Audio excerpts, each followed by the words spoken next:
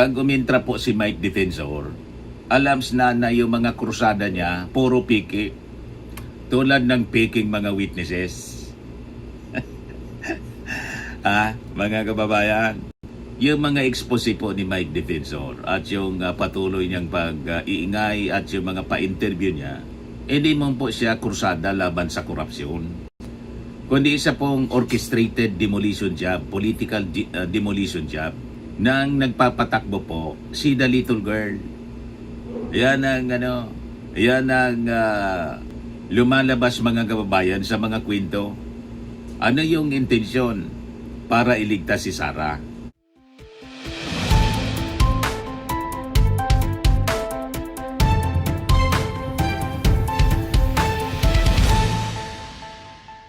Hello po mga kababayan, si Dante Maravillas. Ito ang mga balita mga kababayan tungkol sa impeachment ni Sarah. Mula sa GMA, pre-trial conference for Vice President Sara Duterte's impeachment trial is expected to end on Monday, June 22 or Tuesday, June 23, sabi po ni House Prosecutor Chel Jukno ng Akbayan Party List. Tuloy-tuloy na yung impeachment ni Sarah, hindi nagtagumpay yung mga pakulo ni Mike Defensor.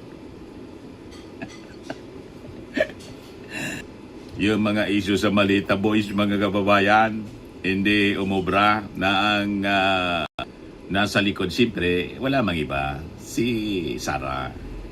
At sabi nga ng mga analyst na may alam sa mga political alliances, kasama dito si The Little Girl, GMA. Pag nandyan si Mike Defensor, laging may anino ni GMA.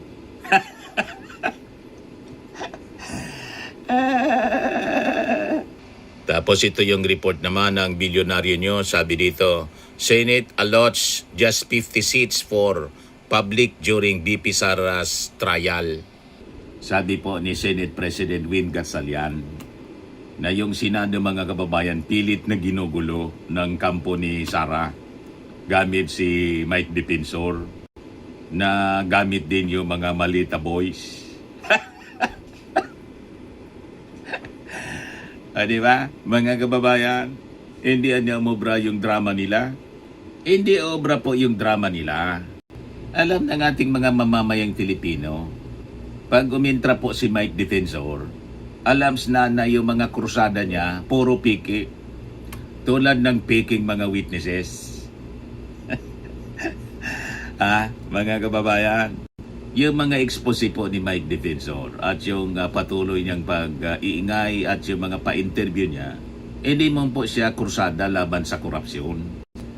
Kundi isa pong orchestrated demolition job, political demolition job, nang nagpapatakbo po si The Little Girl. Yan ang lumalabas mga kababayan sa mga kwento. Ano yung intensyon para iligtas si Sarah at ibalik yung kanyang kontrol sa kapangyarihan? Kaya tama po yung nung nabubuhay pa si Edsel Lagman, yung sinabi ni Edsel Lagman about GMA. After mga kababayan si GMA mag-fail na agawin kay Speaker Martin Romualdez yung speakership, and afterwards na-demote si GMA kasi nabuking mga kababayan ni Speaker Martin na nag-result sa pagtawag ni pag-resign sa partido ni Sarah sa lakas at tinawag si Martin na tambaluslos. Naalala ninyo yon? Nabuking yung pagtatangka. Then after na mabuking, doon sa sesyon, nakipag si GMA, nakipag kamay kay Martin Romualdez.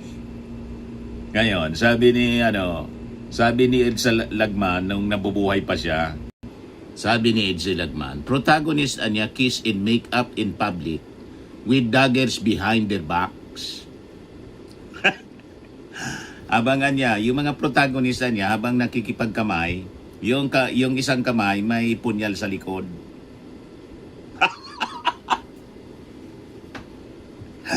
Sabi ni Edsel Lagman, Nakipagkamay mga kababayan si GMA kay Martin Romualdez. Statement niya to, House Speakership raw not yet over, sabi ni Lagman. Protagonist kiss in makeup in public anya with daggers behind their backs. Token gestures of amity actually hide enmity. The drama in the house has not ended. Astute and experienced politician that she is, GMA will not take lying down her humiliating and insulting demotion. She may be biding her time to make a counter-offensive. He added in an apparent reference to Romualdez kissing the hand of Arroyo twice in sharing the stage with her in two events in an apparent bid to end detention in the chamber.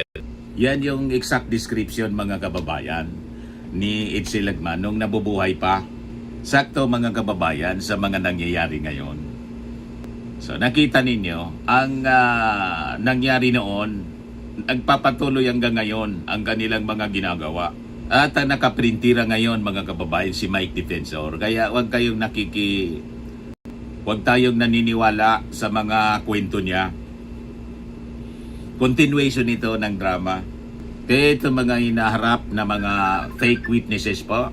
Si Mike Defensor kilalang kilala po sa pag-imbento ng mga peking expose na nagbabalat kayo po bilang mga investigasyon laban sa korupsyon. Sa mga nakakakilala kay Mike po, wala na. Zero ang credibility ni Mike Defensor para sa mga nakakakilala sa kanya. Nagalawan ni Mike. Pero may mga ilan pa rin mga naoto siyempre. So nakita naman po ninyo, ginamit siya yung mga pampublikong plataforma para magpanggap ng tagapagtanggol ng hustisya. Abang ang tunay niyang layunin ay proteksyonan po yung mga may salang tradisyonal na mga politiko. So ang ingay mga kababayan na ginagawa niya sa issue ng flood control ay malinaw na isang diversion tactic para ilihis yung pansin ng madla. Pero malinaw hindi po nagtagumpay si Mike Defensor. He failed miserably.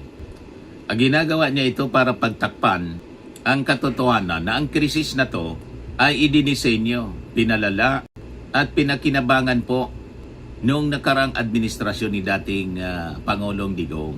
Nakaalyado din ang kanilang faksyon. Ang bilyon-bilyon mga kababayan na pondo na dapat sana nagligtas sa mga Filipino laban po sa baha, naging gatasan po ng previous administration. At ngayon po, pilit itong ibinabato sa iba para pagtakpan po ang kanilang mga kasalanan. Ganon lang po yon mga kababayan. So nangyari nga po yung destabilization sa Senado. So ang maruming laro sa Senado mga kababayan ay sadyang ginawa para maghasik ng destabilization. Kontrolin po yung institusyon at tarangan yung nakambang impeachment at trial po laban kay Sara Duterte. Ginamit po nila yung mga peking issue para guluhin po yung proseso ng pagpapanagot dahil po sa mabibigat na issue po ng confidential funds at tagong yaman po ng Vice Presidente. Ang layunin ay para sana pasukuin yung Senado at gawing protektor ng kurakot. Bahagi po ito ng mas malawak at mas madilim na plano upang agawin at kontrolin ang House of Representatives.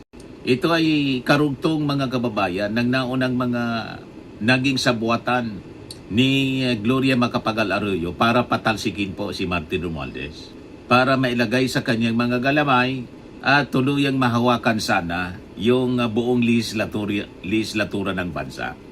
Hindi nagtagumpay. Nagets na ninyo ang koneksyon mga kababayan nito sa mga naunang pangyayari.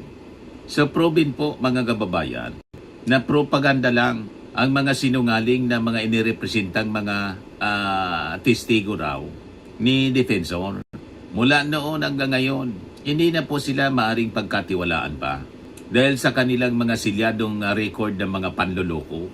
O di ba mga kababayan, naalala ninyo si Ador Mawanay, ang peking testigo noon na umamin pong gumagawa lang ng kwento at mga inbensyong ebidensya laban po kay Ping Lacson noon. Then si Orly Gutesa, ang peking testigo sa flood control na hindi na po nagpakita after na madiscovery po ng yung pirma sa kanyang affidavit, peke.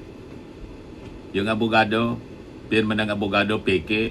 And comes now itong 18 mga maleta boys. So ang buong sarsuela ng kwentong ito ay ginagawa mga kababayan nila para mapanatili ang kontrol ni The Little Girl sa pamamagitan ng pagmamaniobra kay Sara Duterte. Niluluto nila mga kababayan ang plano na iakyat ito sa pinakang mataas na pwesto upang maging sunod-sunuran, maging permanenteng tuta sa rehimen po ni GMA para maprotektahan yung mga kinasangkutan nila noong mga nakaraang kaso at syempre mapagharian po ang Pilipinas. So ang hukumang bayan mga kababayan ay hindi manluloko ng mga peking serye ni na Mike at saka ni GMA. Ang paggamit ng mga sinungaling at mga peking witnesses ay patunay po na ang kanilang krusada ay hindi po para sa bayan, kundi isang desperado pong sabuatan para iligtas po ang mga Duterte at may balik ang madilim na dynasty ng korupsyon. Yan ang malinaw sa takbo ng mga kwento ngayon mga kababayan. Kaya huwag tayong pauuto sa kanilang mga galawan. Tama ba mga kababayan?